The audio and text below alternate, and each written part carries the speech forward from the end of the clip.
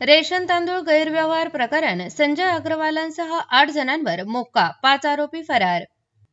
छत्रपती संभाजीनगर, 25 जुलै 2026. राज्य सरकारच्या योजनेअंतर्गत गोरगरिबांना मोफत वाटपासाठी असलेला रेशनचा तांदूळ बेकायदेशीररित्या खरेदी करून त्याची विक्री केल्याप्रकरणी छत्रपती संभाजीनगर येथील गजानन ॲग्रो कंपनीचे संचालक संजय अग्रवाल यांच्यासह 8 जणांविरुद्ध महाराष्ट्र संघटित गुन्हेगारी नियंत्रण अधिनियम अंतर्गत गुन्हा दाखल करण्यात आला आहे. जिन्सी पोलीस ठाण्यात हा गुन्हा नोंदविण्यात आला असून या प्रकरणात तिघांना अटक करण्यात आली आहे. संजय अग्रवालसह 5 आरोपी अद्याप फरार असून त्यांचा पोलीस कसून शोध घेत आहे. या प्रकरणी संदीप विश्वनाथ शिंदे यांनी फिर्याद दिली आहे. तपासात रेशनचा तांदूळ मोठ्या प्रमाणात खरेदी करून तो गजानन ॲग्रो कंपनीमार्फत विक्रीसाठी वापरला जात असल्याचा आरोप आहे. या गुन्ह्याची पार्श्वभूमी 17 नोव्हेंबर 2025 रोजी अहिल्यानगर स्थानिक गुन्हा शाखेने नेवासा तालुक्यात केलेल्या कारवाईशी संबंधित आहे.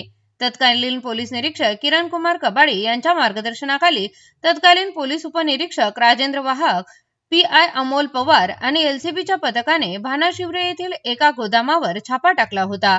या कारवाईत सुमारे 11,25,000 रुपयांचा 50 किलो वजनाचा 450 तांदळाच्या गोण्या जप्त करण्यात आल्या होत्या. तपासादरम्यान संदीप शिंदे यांच्याकडे तांदूळ खरेदी विक्रीची अवैध कागदपत्रे आढळून आली नव्हती. त्यामुळे त्यांच्या विरुद्ध जीवनावश्यक वस्तू अधिनियम 1955 अंतर्गत गुन्हा दाखल करण्यात आला.